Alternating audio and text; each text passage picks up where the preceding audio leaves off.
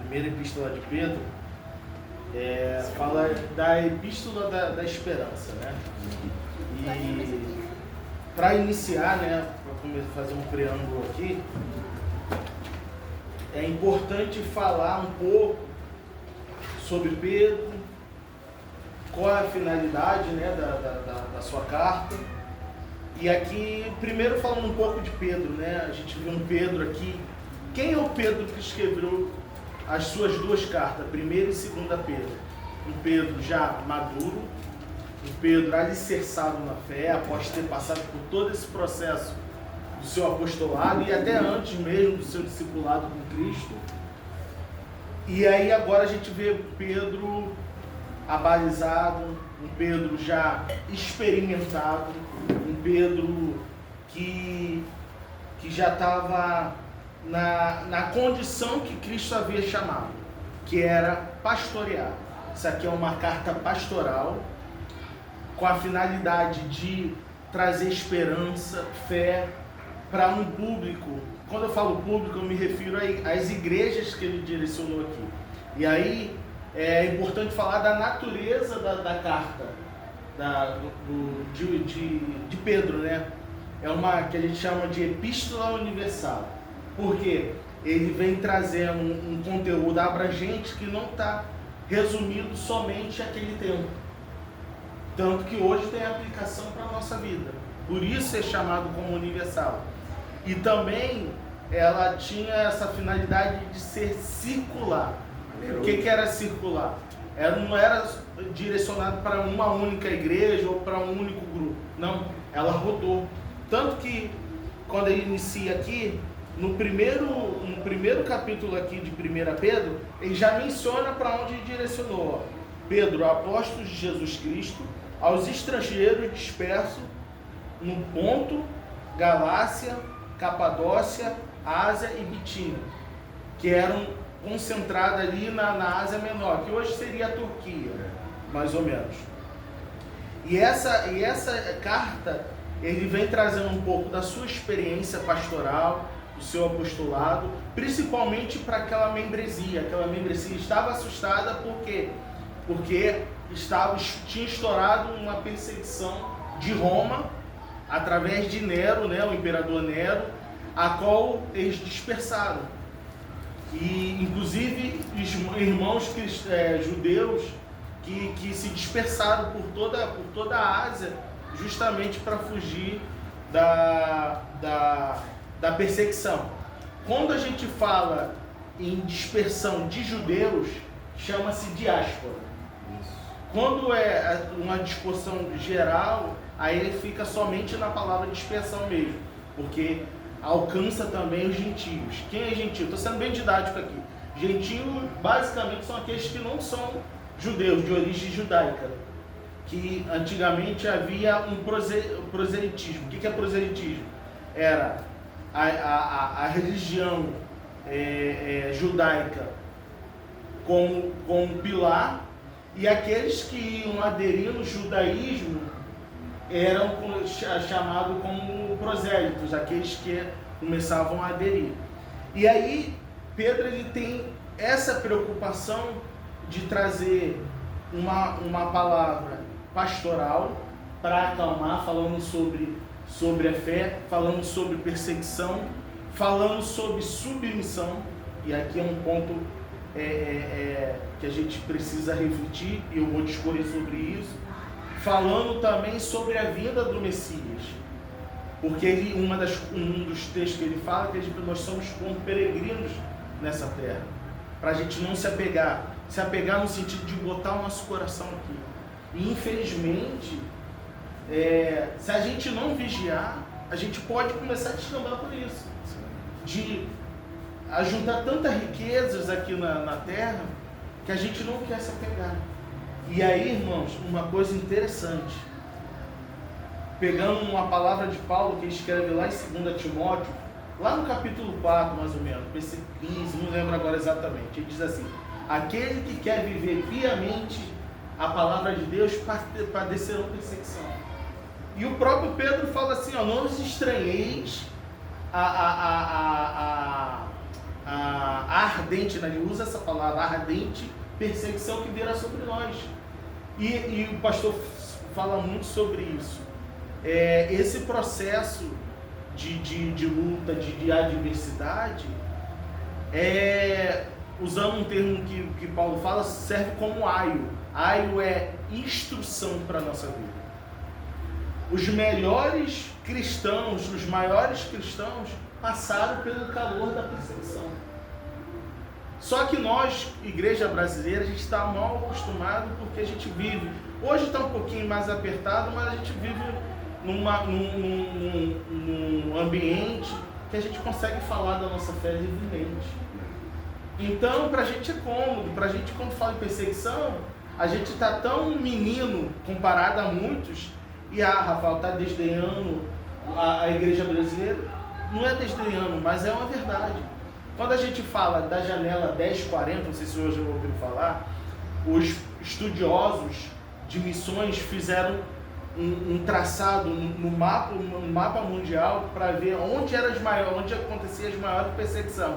E fez uma janela 1040, aonde a perseguição é ferraz, aonde por exemplo, está eu e Midian, digamos que a gente tinha uns filhos e fomos pegos pregando o evangelho. Ele sabe que a gente estava convicto na fé. Você bota uma arma na minha cabeça, uma faca no meu pescoço, dependendo do nível de maturidade que eu estou, nível nem maturidade de convicção, tudo bem. Só que eles fazem pior.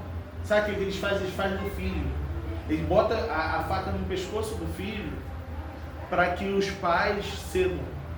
Só por isso que aí, para reforçar o quanto a gente ainda temos muito que caminhar, eles falam, prossegue. No Afeganistão está sendo atualizado esse método. Tá vendo? Eu estava olhando lá e estava vendo, eles estão pedindo agora que se você é evangélico e você pronunciar o nome de Jesus, se você negar, você fica vivo. Se você não negar, você é executado. Então tá assim, eu tava vendo, aí desceu aquele caminhão de copo, os caminhões basculantes, jogando aquele montão de copo, eu falei, cara, que igual lixo. E descendo por quê? Você não pode pronunciar, porque tá nos ensinando aqui. Se nós começar a pronunciar o nome de Jesus, nós temos aquele livre-arbítrio. Ele falou, a igreja nossa brasileira, e nós não estamos querendo nada. E Pedro vem falando, ele está relatando esse cenário. Como eu falei, havia estourado uma perseguição de Roma sobre os cristãos, porque os judeus, deixa eu fazer uma moderação aqui para não confundir, havia judeus convertidos ao cristianismo e havia os judeus que estavam na antiga lei que não aceitaram Cristo. Estes fermentaram Roma para perseguir os cristãos, inclusive os judeus cristãos. E aí que foi a problemática. Então estourou essa perseguição, a galera começou a correr. E aí o que a gente vê, os pastores, e aí uma das funções dos pastores é trazer uma direção para o rebanho, trazer uma palavra de esperança, trazer uma palavra de consolo, e é o que Pedro começa a trabalhar aqui. Olha no texto aqui onde o texto bíblico básico, ele diz assim, portanto, sigindo os vossos olhos, o vosso entendimento, sede sóbrio. Sobriedade, nesses momentos, era fundamentais. O que é sobriedade? É ser uma pessoa equilibrada. Ainda que venha uma enxurrada de perseguição, uma enxurrada de medo, porque nós somos medo, o medo até certo ponto saudável. E a sobriedade digamos que é uma água fria para acalmar essa chapa que está esquentando.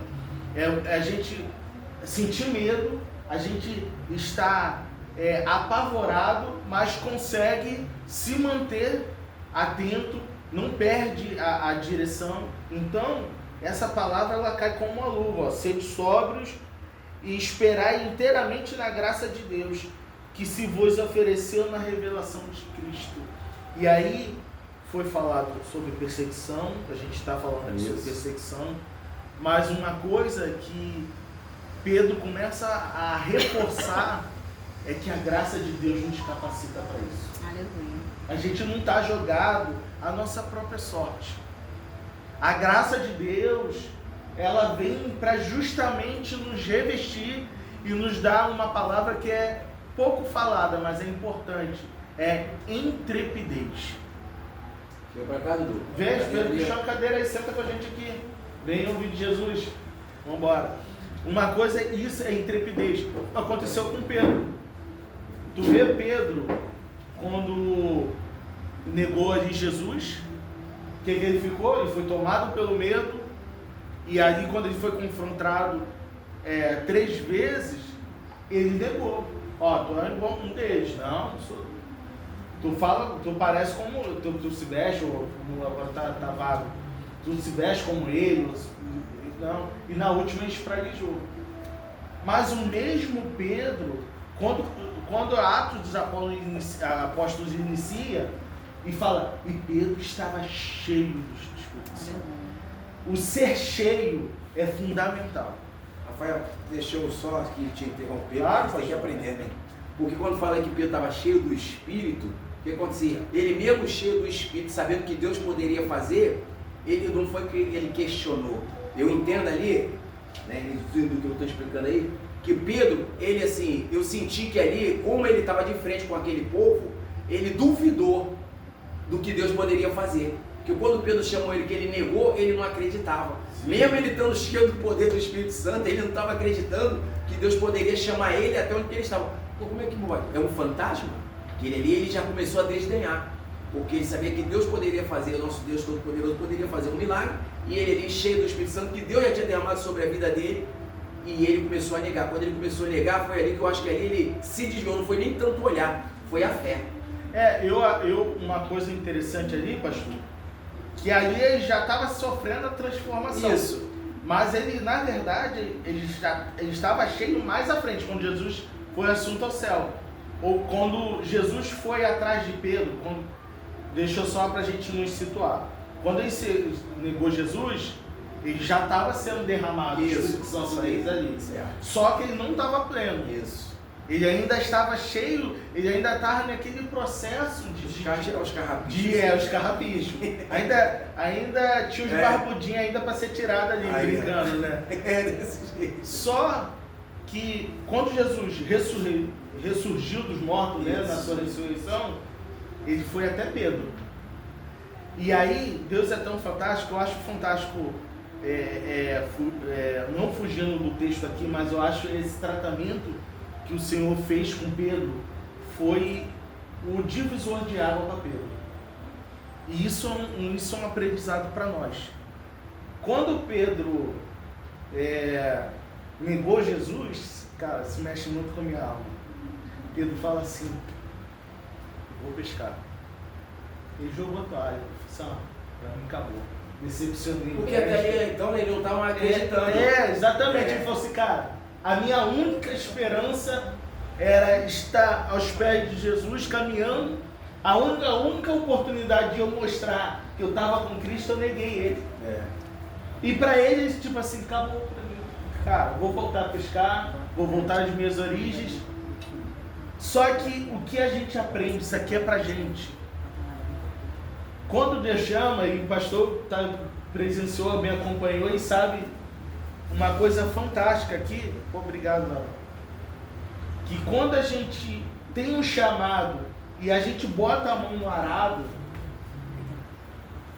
quando a gente tenta retroceder até aquilo que a gente fazia com os pés nas costas, você não faz mais. Verdade.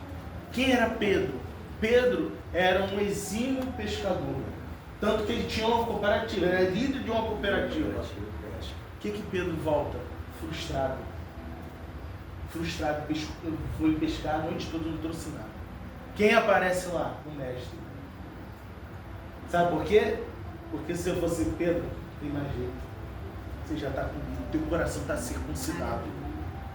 Não tem outro caminho mais para você. E eu sei os teus temores e eu vou tratar isso.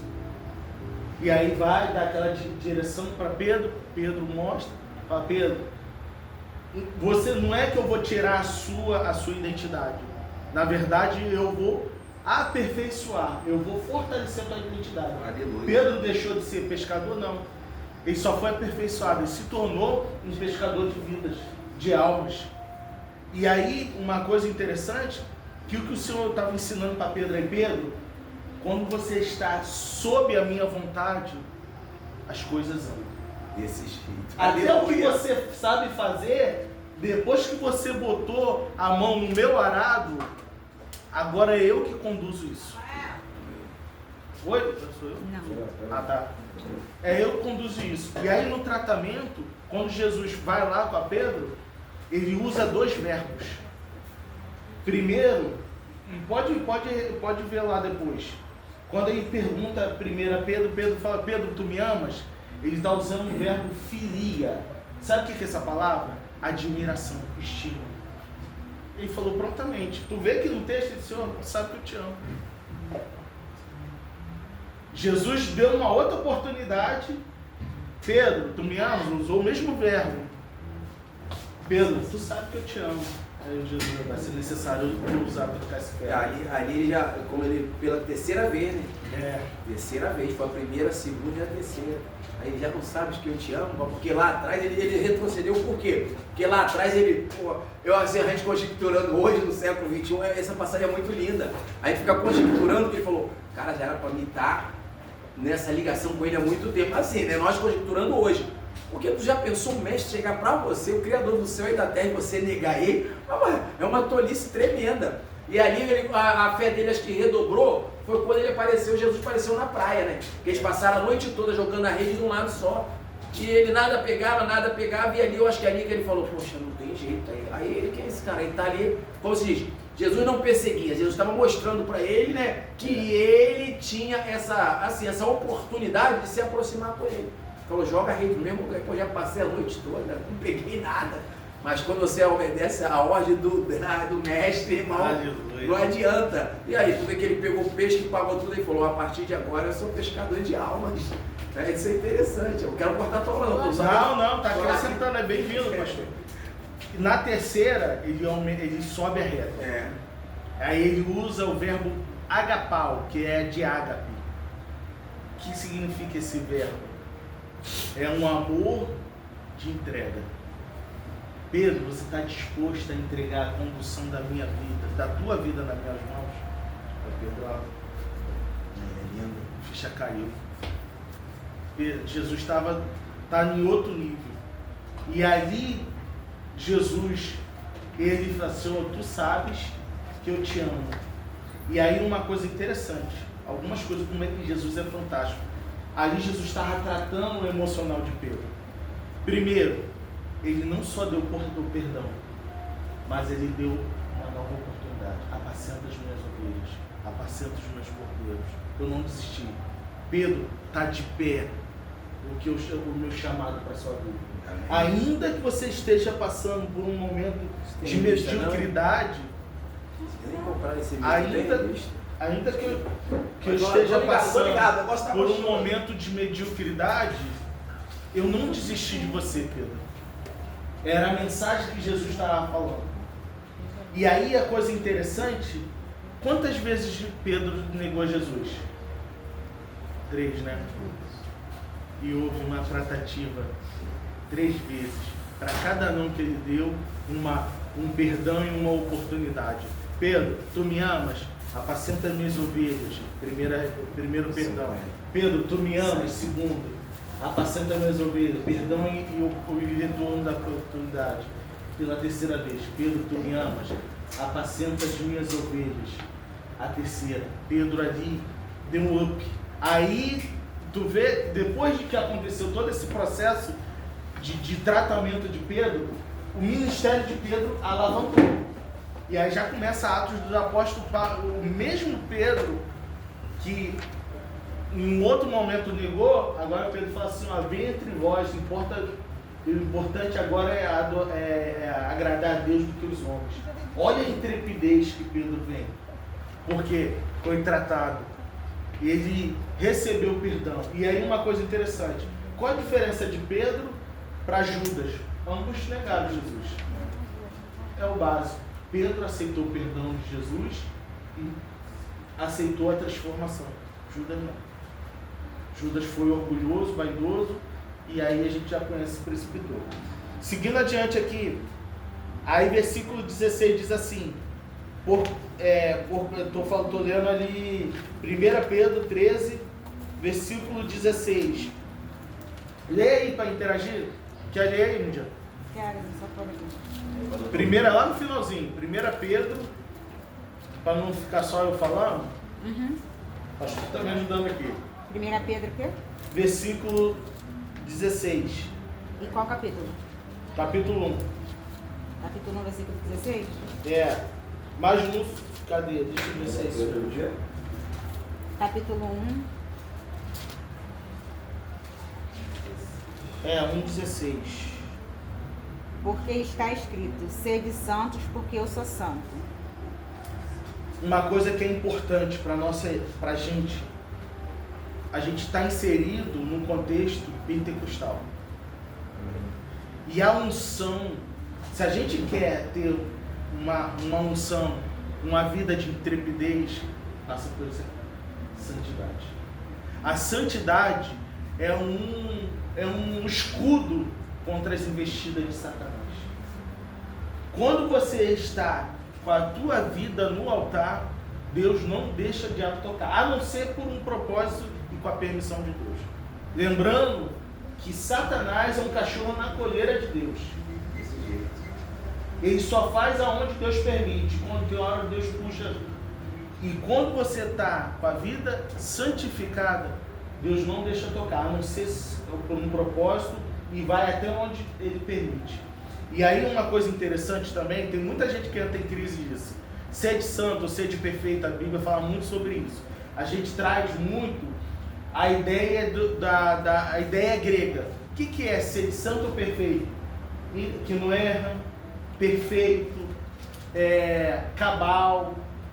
Só que quando fala sede santo ou sede perfeito nas escrituras sagradas, está atrelada a níveis de maturidade ou maturação que a gente vai percebendo, que a gente vai passando.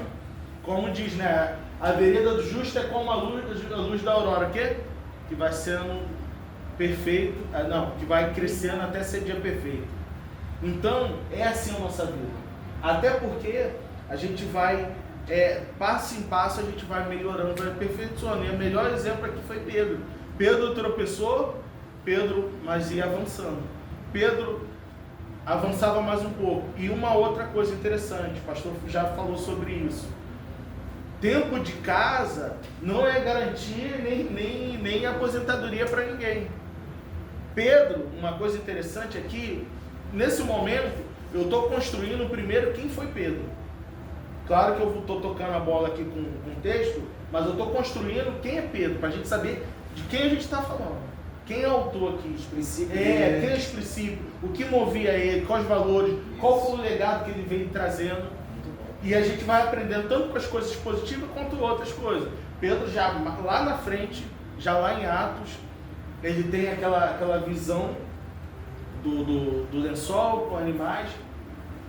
Todo o processo que a gente passa, seja agora a gente iniciando, dando os primeiros passos na fé ou lá na frente, tem sempre uma instrução, tem sempre uma libertação para nós, para a nossa vida. E não falo necessariamente pecado, mas é de mentalidade. A gente está falando de Pedro aqui, que já estava como pai da fé não, como pai da igreja, um dos pais, né? Que era ele, Tiago, tinha mais um que está fugindo agora. E era uma referência, era a coluna da igreja cristã. Apesar de todas, já estava operando milagre, Cristo já operando milagre através de Cristo, de Pedro. Mas Pedro, como qualquer ser humano, tem falhas. Por isso que eu gosto da vida de Pedro. Porque ele, ao longo de todos os seus ministérios, ele mostra que ali atrás tem um ser humano que era. Pedro teve aquela experiência, o Espírito Santo dá uma visão a ele daqueles animais descendo. E aí fala com ele, Pedro, come. Ou seja, mexeu num preconceito de Pedro. Como judeu, a gente não pode tirar a origem, o contexto que o autor está inserido, para a gente não cometer aberrações nas interpretações. E Pedro era judeu. E ainda apesar de ele já estar avançado, o Senhor operando coisas tremendas, Pedro ainda tinha uma mentalidade preconceituosa. Olha o cenário que o Espírito Santo montou. O Espírito Santo começou a trabalhar na vida de Cornélio. Cornélio juntou a família e amigos, reservou, chamou, pediu para chamar Pedro. Cara, o coração daquelas pessoas estava quebrantado. Espírito Santo, calma aí, Cornélio. Deixa eu brincar aqui um pouquinho. Espera aí, Cornélio. Deixa eu preparar Pedro. A mentalidade de Pedro. Dá aquele lençol. Pedro come? Não. Aquilo ali eram animais que na lei não poderia ser comido. Mas foi uma provocação. Porque, Pedro, qual era a mentalidade de um judeu? Que a salvação estava restrita para eles. Olha como é que o Espírito Santo é tremendo. Começou a desconstruir a mentalidade de Pedro ainda. Pedro, você precisa avançar. Você já está no nível que eu te coloquei, mas isso aqui vai ser impeditivo para você, porque eu vou começar a mandar gentios para você. E aí, o que aconteceu? Teve aquela experiência, quando Pedro leva um Pedro para pregar o evangelho para Cornélio. Como é que Pedro fala? Vocês sabem que não é lícito um judeu entrar na casa de um gentio. Espírito Santo, Pedro, para de palhaçada. O Espírito Santo desce sobre aquelas pessoas e batiza. Pedro fica envergonhado e fala: como é que eu posso negar a água se eles já foram batizados? O que a gente aprende com Pedro? É sempre ter uma mente aberta a aprender com Cristo. Entendeu? Deixa eu só... Se eu estiver errado, pode me corrigir. ali eu entendo aí, dessa palavra tua está muito bem explicada. Eu entendo, assim, eu conjecturando, né, não que está escrito, mas eu entendo que ali ele quis provar para Pedro que ele não tinha que ter medo. Porque eu acho que Pedro, para tomar aquela decisão ali, ele tremia. Né, que alguns historiadores dizem, alguns diferentes dizem, que ele começou a tremer porque ele falou, eu achava assim, eu não sou digno para estar aqui na casa dos judeus. Você entendeu? Por quê? Do publicano, aliás. Por quê? Porque Pedro, ele achava que ele não tinha capacidade, pelos atos que ele cometeu lá atrás. Você entendeu? Mas Deus, eu entendo, assim, eu entendo que Deus, ele preparou Pedro, colocar no meio daquele povo e falou: olha só, pode fazer o que for. O que aconteceu, pode falar. Aquilo ali eu acho que foi um amadurecimento para ele. De toda essa retrospectiva que ele passou, foi um amadurecimento para quando ele chegar lá ele estava preparado. Por quê? O Espírito Santo de Deus já estava ali trabalhando. E quando ele chegou ali, era só ele fazer pronto. Eu acho que o povo naquela época se prostrou para ele. Por quê? Pelas palavras. Porque quem viu Pedro lá atrás está vendo Pedro ali. Sim. Entendeu? E o que acontecia também, pastor? Tem o aspecto do medo. Isso aí. Mas não era nem tanto a rejeição. Era a pressão de... só para a gente entender. Mas é bom, vamos debater isso aí. Só para a gente entender. A igreja, a primeira igreja, né, a igreja que foi se formando ali, estava uma mistureba terrível. Isso. Tinha gentios, tinha bárbaros, tinha publicanos, tinha todo mundo ali. Por isso que Paulo veio sistematizando, houve essa necessidade, o evangelho e trazendo alguns regramentos para aquela pessoa, porque cada um estava a seu bel prazer. E aí o que acontece? Os judeus convertidos ao cristianismo, havia judeus, como eu falei, convertidos ao cristianismo, mas que não estavam querendo abrir mão do Velho Testamento. Os princípios dele, né? Não é nem princípio, porque princípios são valores norteadores. A gente fala mais de dogmas. Dogmas é aquilo de faça ou não faça, digamos assim. Dúvida. O que acontece? Por exemplo, uma das coisas que estava acontecendo era que os judeus convertidos ao cristianismo estavam querendo trazer os gentios para... eles não só estavam mantendo práticas do judaísmo e queriam que eles seguissem também. Circuncisão, aconteceu isso com Timóteo. Paulo permitiu a circuncisão de Timóteo porque sabia que eles iam escandalizar e aquilo ia ser um reboliço e ia atrapalhar a pregação do evangelho. E nessa situação, né, foi quando Paulo fez uma carta escrevendo aos filipenses. É isso? Orientando. É isso aí. Por exemplo, quando Paulo escreveu aos Gálatas também, o que aconteceu? o senhor trocou, me lembrou de uma coisa que é importantíssima. Pedro ainda não estava totalmente convicto do seu papel. Isso aí. Tanto que quando você vê lá em Gálatas, tu vê que Paulo vem falando assim, quando via Pedro, estou usando as minhas palavras que está um pouco vago, o repreendi na cara, porque era repreensível. O que estava acontecendo? Pedro, quando estava com os da lei, que a gente fala, né, que eram os cristãos judeus, então ele tinha um comportamento. Mas quando ele estava com o gentio, ele tinha um comportamento, ele ficava mais à vontade e tudo mais. Mas quando chegava os judeus convertidos, ele começava a dissimular, ele começava a mudar o comportamento. Paulo percebeu isso. Por isso a carta de Paulo aos Gálatas é fantástica, porque fala de legalismo, fala de liberdade ali que eles estavam perdendo por causa desses que ainda não tinham entendido plenamente o Evangelho, que estava querendo impor. Por isso o concílio de Atos 15, por quê? Porque eles estavam querendo colocar um jugo que Cristo não tinha, não obrigava ninguém.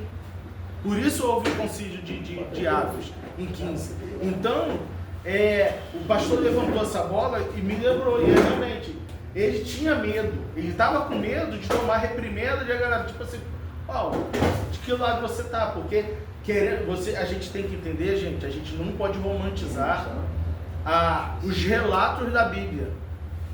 Aqui tem muita coisa que a Bíblia não esconde, não. Isso aqui é importante. Sabe o que faz fantástico a Bíblia? Que ela não esconde os erros dos cristãos, das pessoas. Eles não escondem, não bota isso aqui não, vai ficar feio. Não, botou. E o que estava acontecendo? Havia um racha lá entre a galera da lei, que estava no Evangelho, mas estava meia boca, ainda com prática do judaísmo. Por isso, Paulo, percebendo isso, escreveu Gálatas. Gente, leia Gálatas. Gálatas é libertador. Gálatas e Colossenses. Colossenses 1, capítulo 1 e 2, ele vem descendo a lenha. Por quê? Porque eles davam mais valor a rituais da lei do que a graça de Deus, a graça de Jesus. E então, Pedro estava temeroso, com medo de estar infringindo uma lei, só que ali, o que estava sendo ministrado ali pelo Espírito Santo é que a porta da graça, da salvação, estava sendo ampliada. Aconteceu isso com Pedro, aconteceu isso com Paulo. Tanto que Paulo, na última, eu estou tentando lembrar agora qual foi a cidade, que ele, irritado já, ele foi, o que ele faz? Sacode o pé dos pés. O que era sacudir o pé a poeira dos pés? Era tipo assim, vocês não querem ser pelo Evangelho? Eu estou dando resposta para você. E próprio Paulo fala, agora eu vou pregar aos gentios. E na verdade, o Senhor queria que Paulo pregasse aos gentios há muito tempo. E aí, voltando para Pedro aqui, Pedro, voltando ao aprendizado, a gente tem sempre instrução do Senhor, tem sempre uma diretriz. E aí uma coisa que a gente não pode errar nisso, a gente não pode botar Deus numa caixinha. Vamos olhar o nosso Cristo, como é que operava? Para alguns ele fala assim, pode ir que teu servo já está curado. Para outros, cuspia, fazia um lodo e... Para outros, botava a mão, vê agora, estou vendo como árvore. Ou seja, a multiforme graça. Aleluia. Então, não sejamos bobinhos de pensar que o Senhor só faz assim ou só faz assim.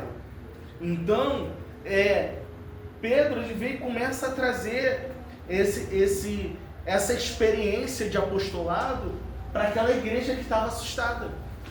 Uma igreja que ainda estava desbaratada ainda, estava tentando entender como proceder. Por isso o Espírito Santo, e aí diz a Bíblia, o pessoal, isso aí agora eu vou entrar aqui rapidinho, apologética. A Bíblia foi, e tem um texto que fala sobre isso, eu sou ruim de gravar a referência, mas a Bíblia foi escrita por os homens, mas inspirada por Deus. Foi escrita por os homens no viés de humanização. Imagina o anjo escrevendo pra gente a linguagem do céu. Cara, tem coisas que Jesus falava e explicava. E ali os caras convivendo, os caras que eu falo, os apóstolos. Não entendia Jesus. Jesus tinha que. Às vezes, quando Jesus usava de parábolas, ele não entendia. Imagina se fosse anjo que escrevesse isso aqui. Isso é apologética. Ah, foi escrito por os homens, sim. No intuito de ser humanizado, para que seja inteligível para nós. Porque quem é melhor no sentido de entender dores, tá? Não é questão de eu ou um anjo escrevendo. Eu sei que isso aqui, ó, se eu der mole, ele leva a curar. O anjo está no estado de perfeição. Então, por isso, para alguém, quando alguém fala, foi escrito por quê? Foi proposital. Mas foi inspirada pelos céus. Para que ela tivesse uma conotação humana, mas dos princípios do céu. Amém. Entendeu? E aqui, seguindo adiante aqui, versículo 19, é muita informação aqui. Alguém quer acrescentar alguma coisa, gente? Fica à vontade aí, gente. Pode me interromper aí, ó. Só o pastor que está me ajudando aí. Atrapalhar um pouco. O mais precioso sangue de Cristo, como não de um cordeiro, como de um cordeiro imaculado e incontaminável. Eu trouxe fiz um vídeo aqui essa semana interessante. Eu vou reproduzir aqui a título de conhecimento, tá dentro desse contexto aqui, sangue de Cristo. Sabe o que era mais importante na arca? Lembrando, o que tinha na arca? Tinha os 10 mandamentos. Estava a vara de Moisés.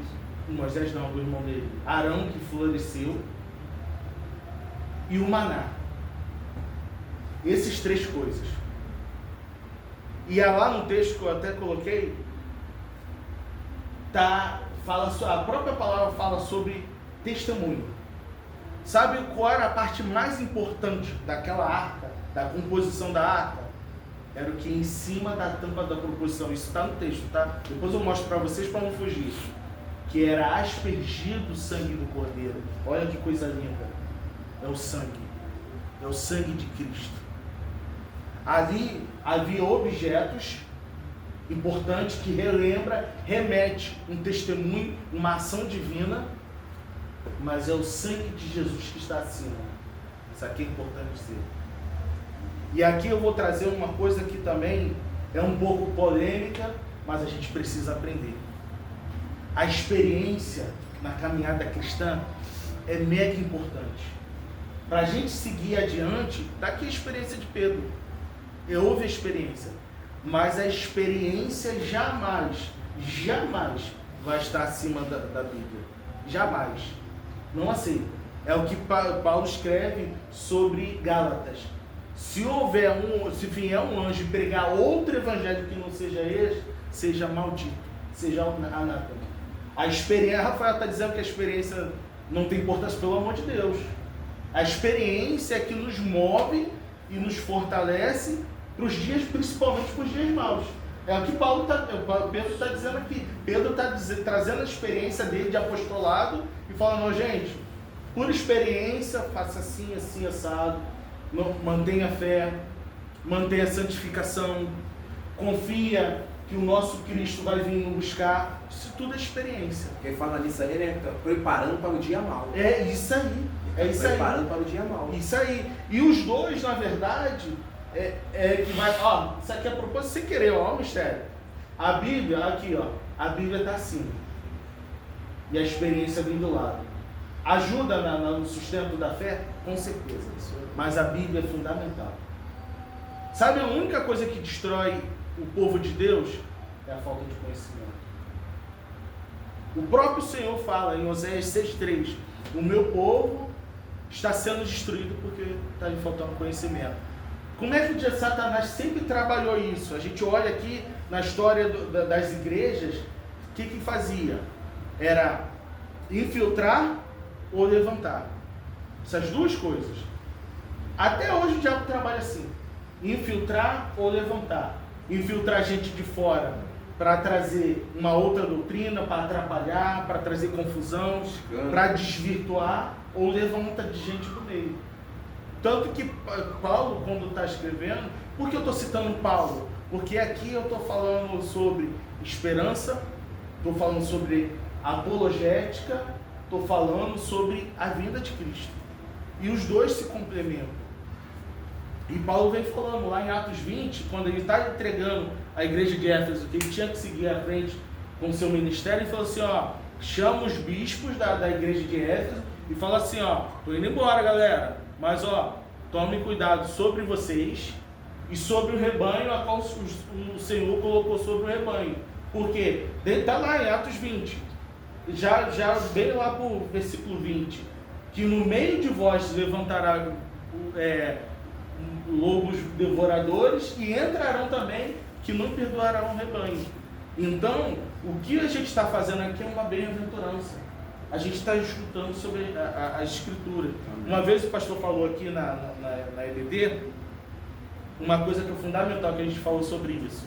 O que as igrejas estão fazendo? Igrejas, aliás, deixa eu corrigir, lideranças mal intencionadas, que está olhando a gordura da ovelha e não a pastorear. O pastor falou sobre isso e eu achei fantástico. Levantamos essa bola. O que estava acontecendo? Repara só, algumas igrejas, algumas lideranças aí estão tirando a escola dominical. O pastor até falou uns dias desses sobre culto de doutrina, culto de ensino, e cada vez mais é colocado movimentos importantes. O Espírito Santo movimenta a gente, mas só isso não estrutura uma igreja. O que estrutura a igreja é o conhecimento bíblico. E aí, para isso, Deus levanta os pastores, levanta os mestres, levanta aquelas pessoas que têm o conhecimento para trazer. E toda vez que a gente olha o povo se fugindo, saindo de dentro da vontade de Deus, se Deus sempre levanta pessoas para trazer a lei, no caso naquela época, né, a lei para trazer instrução. Vamos seguir aqui, olhando para o relógio aqui. Deixando toda malícia e todo engano, fingimento, invejas e todas as murmurações, desejai afetuosamente como meninos novamente nascidos, o leite racional, não falsificado, para que por ele vá descrescendo, se é que provaste que o Senhor é benigno. Pedro aqui está orientando, estimulando a igreja a cada vez mais se fortalecer na fé, a buscar o leite racional, como um menino que recém-nascido. O que uma criança faz?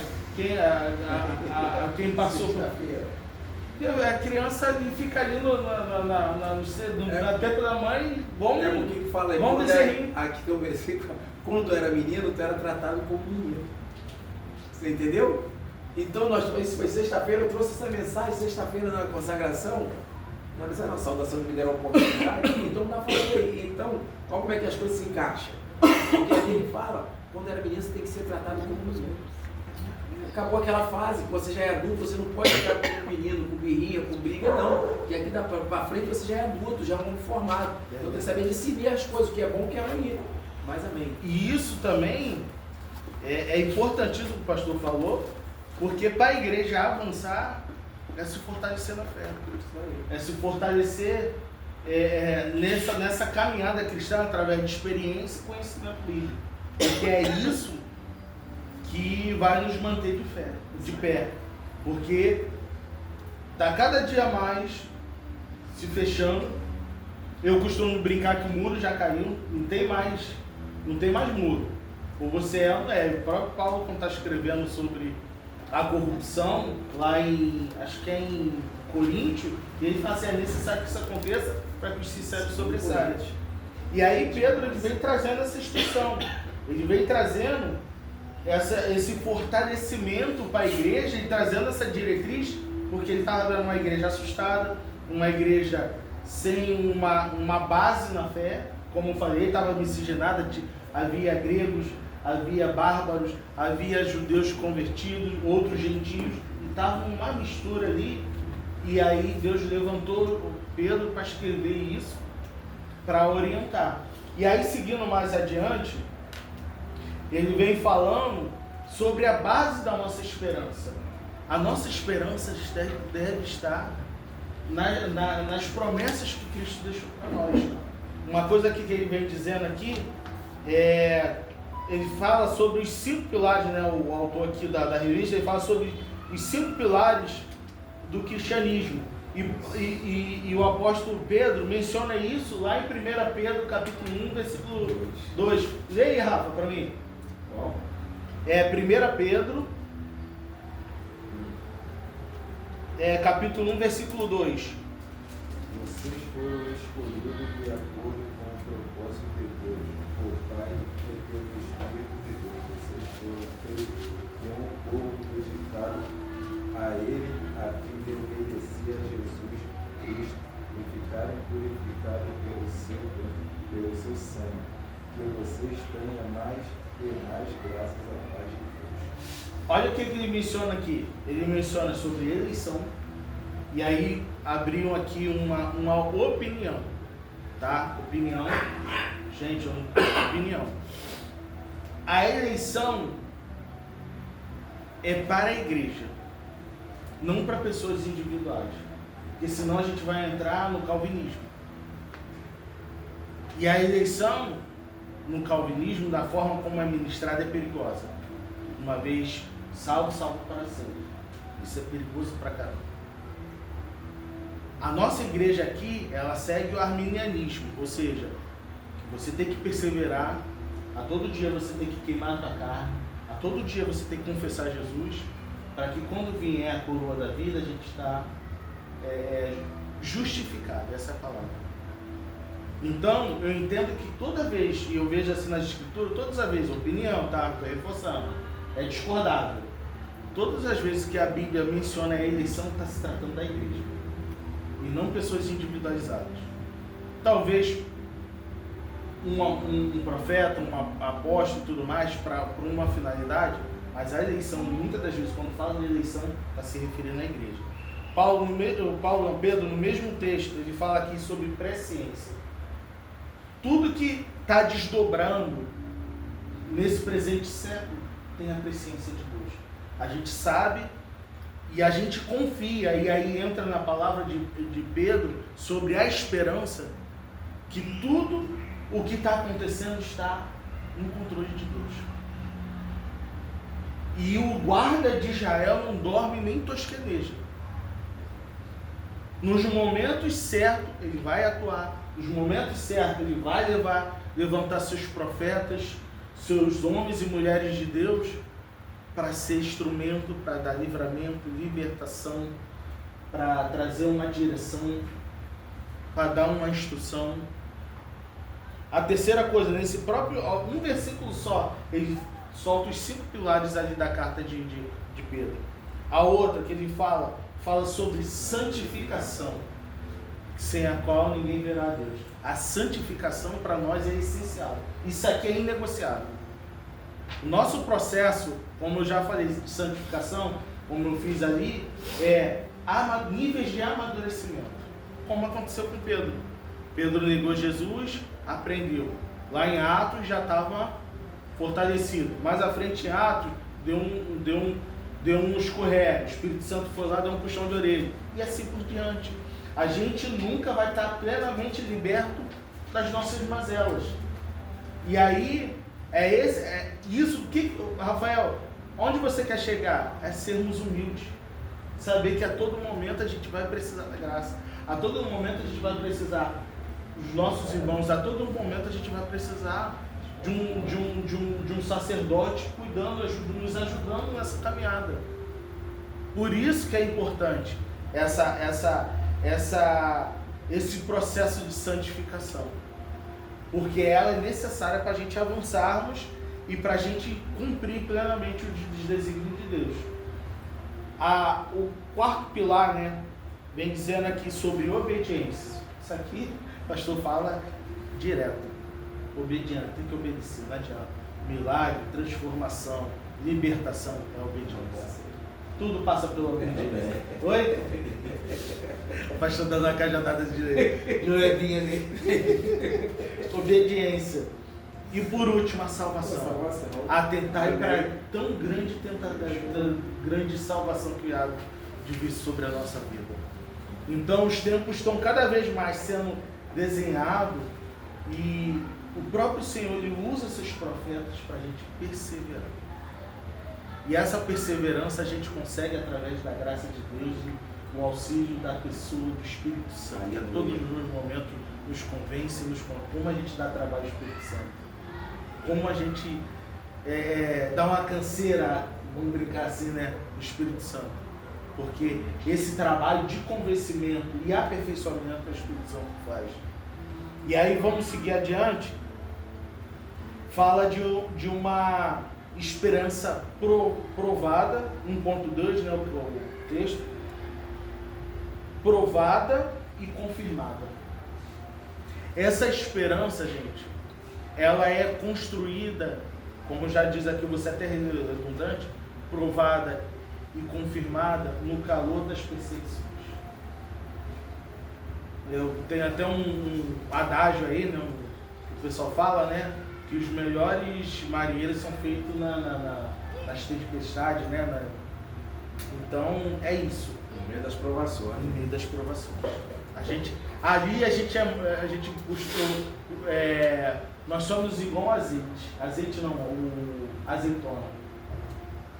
Você vai espremendo, você vai deixando óleo. Quanto mais espreme, mais óleo sai. Ó o mistério aí, pastor. Tomei voz. Quanto mais espreme a gente, mais óleo sai. Não adianta. É isso. É isso aí, Jota. Ela é provada e ela é confirmada nessa caminhada, nessa luta. Mas mesmo assim ainda tem gente dentro da congregação que quando você falou, passa para fazer o óleo, a azeitona, pula fora, né? Não aguenta. Fala, Deus, por que você está fazendo isso comigo? Mas às vezes você está deixando de orar, às vezes você está deixando de orar. Desse jeito. É porque, ou assim, eu estou falando assim, eu peguei já no final, eu entrei em algumas coisas que você falou. Eu penso assim, porque hoje em dia a igreja, os irmãos, estão muito assim, ora por mim, para mim e para mim. Isso é verdade. Não quero saber de Justamente Rafael, egoísta. não quero saber do pastor, não quero saber dela, não quero saber de você. Para mim. Verdade. E se Deus falar para você assim, irmão, Midian não está vindo para o culto, tem um mês que ela não está vindo para o culto, o que está acontecendo? O pastor fala assim, eu estou fazendo uma suposição. Sim, O pastor sim. fala assim, Rafael, dá um pulo na casa de Midian para saber o que está acontecendo com ela.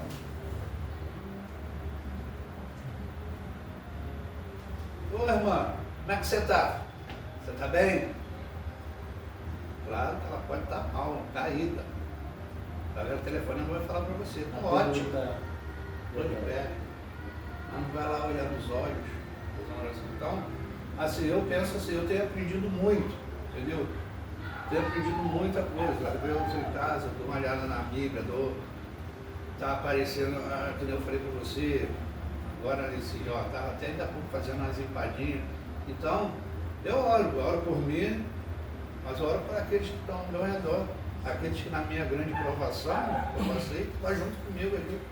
Então, hoje em dia, as pessoas querem cargo, e o cargo que eles querem, eu consegui.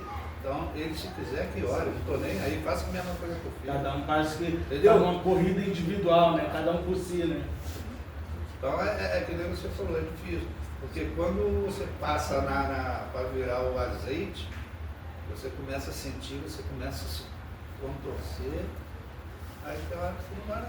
E tá todo mundo na mesma prensa e o óleo se mistura, né? Muito na mesma prensa. É O igual, óleo se mistura ali, né? é igual Tá você- mistério aí. é igual você vem aqui, você vem aqui para a igreja. Você usa a natura, ela usa a jequiti, ele usa o boticário. Mas na hora que o pastor falando lá em cima, dá um abraço, é um perfume só. Não tem esse negócio. Tá todo mundo na mesma prensa, vai sair um azeite só. Porque essa situação, eu até concordo, você fala do azeite, do óleo, principalmente o perfume, que a essência, de repente, pode ser uma das melhores. Mas se você tiver na mesma ligação, ela se torna uma só. E esse exemplo de cargo na igreja, esses cargos eclesiásticos, tem pessoas que brigam por isso, eu acho que a direção tem que ter uma posição também de começar a orar e interceder pelaquele que tem condições de ter cargo ou não. Porque a essência de cada um pode se misturar numa só. Mas a diferença que faz é cada um de nós. Aqui está aqui a diferença que Pedro fez. Eu estou dentro do contexto. Sim, sim. Você entendeu? Verdade. Pedro fez uma diferença. Por quê? Todo mundo queria, mas ele achou que não era digno. Mas quando você se humilha aos pés, o Todo-Poderoso chegou e começou a observar Pedro de outra forma. Então você é capaz. E a capacidade não é que o pastor quer. A capacidade primeiro vem que Deus acrescenta sobre a tua vida. Daquilo que você busca, daquilo que você faz, daquilo que você presta. Porque Pedro, na vez que ele negou Jesus, ele foi para Jesus e não se retraiu dele. Mas falou, então agora não é a tua oportunidade, mas eu vou te dar. Vou te pegar na esquerda. É isso aí. Tá entendendo? Então é por aí. Por que que hoje aqui, praticamente agora já entrando já no assunto, eu estou dentro do contexto. E o que eu digo? Por que que ali Pedro, quando ele chegou, ele praticamente estava recusando porque ele achou que não era capaz. Mas Deus viu a capacidade que ele tinha. Então quando ele tinha capacidade, Deus não falou para todo mundo. Muitos iam concordar, outros não. Mas ele falou, pô, eu sou Deus do céu, eu sou Deus da terra, eu sou Deus da tua vida, então você vai. E eu derramo unção sobre a tua vida, cara. Então quando ele derramou, muitos não aceitaram, não concordaram. Por quê? Pô, aquele cara estava daquele jeito, ontem, hoje já está aqui, como é que pode? É porque Pedro, Deus já viu o interior dele. Ele começou a orar, começou a perceber e falou, pô, isso tem condições, isso tem, ele é capaz. Então a capacidade somos nós que temos que adquirir. Deus está observando. E quando observa, fala, porque eu chego onde está na minha frente. Pedro todo enrolado, cheio de carrapicho, por que entrou na frente? Porque Deus sondou, irmão. Deus sonda. Amém? Vai lá, pode continuar. Uma coisa que o Jorge levantou, cara, isso acaba mexendo porque é a nossa essência. Qual o nosso ministério? Amor pelas almas. Então, a gente... O que você falou querido, assim... me dá licença rapidinho que eu vou buscar o pessoal ali, fica na paz. O que o Jorge levantou é salutar porque é importante porque a gente não pode perder essa essência. De esquecer os soldados que estão ficando para trás. Uma vez eu lembro que eu até falei sobre isso, sobre a gente ir atrás dos nossos soldados que estão feridos. E uma coisa que você falou, Jorge, que está acontecendo é a virtualização dos gestos. Você mais claro. Um abraço. Não é mais um abraço. Já me despeço verbalizando só. Valeu, um abraço. Esse dia eu estava em casa. Um beijo, entendeu? Mas antigamente não tinha essa malícia como hoje. Antigamente dava esse beijo no rosto que chamava de ósculo santo. Aí, tipo assim, vamos botar assim, eu quando eu estava me aposentado ali, eu fui na Caixa, fui no NPS, peguei o chapéu todo e tal, e fui na Caixa. Só que lá na empresa não pode dar baixa ainda na minha carteira, mas no NPS ele me dá um papel para me receber o fundo de garantia. Só que quando eu dei esse papel na Caixa, o rapaz, ele virou para mim, fez lá e falou, só tem R$60 aí. Eu falei, R$60 é porque você pegou saque aniversário. Falou? Aí eu fiquei com aquilo na cabeça, né? Aí eu orando Deus, falei, Deus, me mostra aí, Deus, isso não está certo não. Orando em casa. Aí quando isso foi agora na terça-feira eu liguei a televisão, eu vi o mesmo cara que me atendeu, é o cara que estava fraudando lá na Caixa.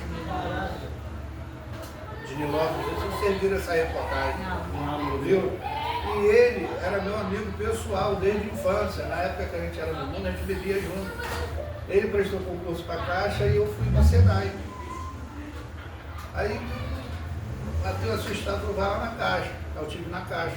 Eu chamei o gerente, conversei com o gerente, fiquei aí, mostrei de papel a ele, falei, eu quero uma revisão dessas contas aí, ó. Aí ele mandou fazer uma revisão, pô, ele estava me lesando quase 8 mil. Caraca. Aí eu peguei e virei, falei, e aí, como é que fica isso aí? Ele, não, a Caixa vai te repor, mas a gente vamos ter que fazer um estramento já aqui ainda, porque ele saiu daqui de dentro algemado e tal, não sei o quê. Eu falei, amém, eu só queria que tirasse essa dúvida. Pô, que bom. E agradecendo, sabe, agradecendo a Deus. Por quê? Porque, mais uma vez ali, eu olhei que Deus está se fazendo presente na minha vida. entendeu? Ainda que muitos às vezes te julguem, mas Deus está se fazendo presente. E aí teve um irmão que ligou, ó, Deus mandou te falar. Eu falei assim, varão, posso te falar uma coisa? Esse Deus teu aí que mandou te falar pelo telefone, isso aí está fora de cogitação. Se você quer falar comigo, você mora 2 ruas depois da minha, vem aqui em casa, eu vou estar aqui em casa, eu vou fazer um café e Deus vai mandar você falar e eu vou falar com você, vamos tomar um café. Porque pelo telefone não é melhor. Entendeu? Então as pessoas estão usando muito isso. Deus mandou falar, Deus não manda falar. Porque Deus, quando fala com você, ele confirma lá na frente. De imediato ele confirma contigo. Tu vai... Pastor falar contigo aqui, no altar aqui, quando tu sai daqui, que tu vai para casa, alguém na rua que nunca te viu, vai, ei, varão, isso. Entendeu? Então é que nem você está falando, Pedro passou um mau bocado, né? Ele negou, mas agora no começo vai negando. Aí Deus vai fazendo assim, ó. Eu vou olhar do lado assim, ó. A corda desse aqui já ficou. Aí você vai passar pelo moenda para fazer o azeite. E se não estiver satisfeita ainda, aquela sobrinha da azeitona que tiver ali, ele vai pegar aquela peneirinha de arroz e vai passar você ali. Aí vai começar a se acalmar.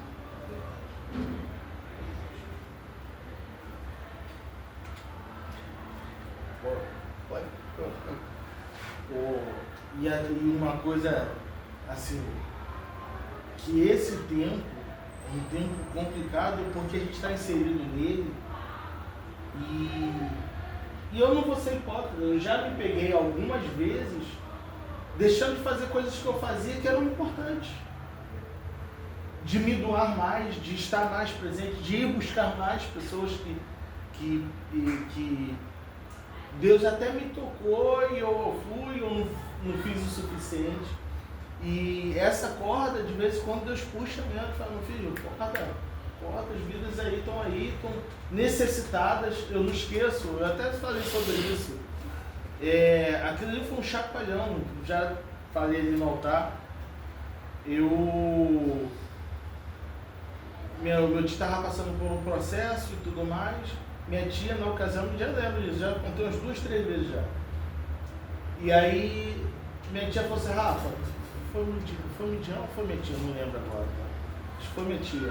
Rafa, chama o Marcos, né, que é meu tio, para a igreja e tudo mais, que ele tá afastado e tudo mais. Pô, tia, eu vou sim, isso era no domingo. Pô, tia, mas ó, eu vou chamar ele na terça, eu preciso trabalhar. Mas ó, de terça-feira eu levo. Só que quando Deus manda, beleza, fui sair para trabalhar, que disse que eu consegui trabalhar direito. Um dia não rendeu. Aí voltei para casa, fechei, frustrado, falei, amor, vou para a igreja que é melhor e tudo mais. Varão, quando eu estou chegando em casa, estacionando, aí tem um vizinho do lado dessa casa dele alta. Quando eu parei, eu falei, tá tudo bem? Tá indo para a igreja? Eu falei, estou sim. Posso ir com você? Vamos embora. Aí ele ficou meio constrangido, eu falei, bebi um pouquinho, mas tô sóbrio, não tô bêbado não. Eu falei, não, vambora, mano, vambora. E trouxe ele e aí o que Deus quer fazer? Aí volta aquilo, obediência. Eu ali foquei só na minha necessidade, e aí está a problemática de muitos de nós. A gente está tão centrado no nosso umbigo, a gente está tão centrado nas nossas necessidades, a gente está ficando surdo. A gente não está ouvindo mais Deus, ou está insensível. E isso é perigoso, porque a necessidade do nosso próximo já não está tocando, já não está nos comovendo. E isso é perigoso, isso é muito perigoso. Eu tenho muito tempo, peço muito a Deus, para eu não me acostumar com o sagrado, para não olhar isso aqui como comum. Para eu não vir à igreja de forma mecanizada. Não tem um dia ou outro que eu vou vir, infelizmente, né? Mas isso não pode virar normal. Para a gente não se enveredar num culto frio, um fogo estranho, que Deus não se agrada. Entendeu? Então, assim, eu vou finalizar minha palavra aqui. A gente parou 1.2. Para finalizar aqui, melhor dizendo, falta 7 minutos. Para a gente parar no ponto 2, né? 1.2.1, a revelação da graça. Isso aqui eu faço questão de ler aqui para a gente refletir sobre isso. Os profetas inspirados pelo Senhor anunciaram a manifestação da graça e receberam revelações sobre o sofrimento e a glória do Messias. No entanto, entenderam que a sua mensagem se destina às gerações futuras. Essa salvação foi proclamada por pregadores enviados pelo Espírito Santo, e o seu ministério é tão grandioso que até os anjos ansiavam fazê-lo, aprendê-lo. Uma coisa que é interessante, ainda dentro desse contexto que a gente levantou, a gente tem que tomar um cuidado muito grande para a gente não se enveredar no que a gente chama de graça barata ou super graça. É a mesma coisa, são sinônimos. O que é graça barata ou super graça? É quando a gente desdenha a essência da graça. Rafael, seja mais claro. A gente tem visto aí alguns besteróis aí, algumas coisas que a gente está fazendo que perderam tem muito. Não, mas aí com a subterfúgio que a gente está na graça. Cuidado. Eu provo que a graça ela é mais criteriosa que a lei. E o próprio Jesus que levantou essa régua. Levantou não, ela já estava erguida. Ele só mostrou, a régua está nessa altura. Vocês estão pensando que estão ali embaixo? Está lá nessa altura.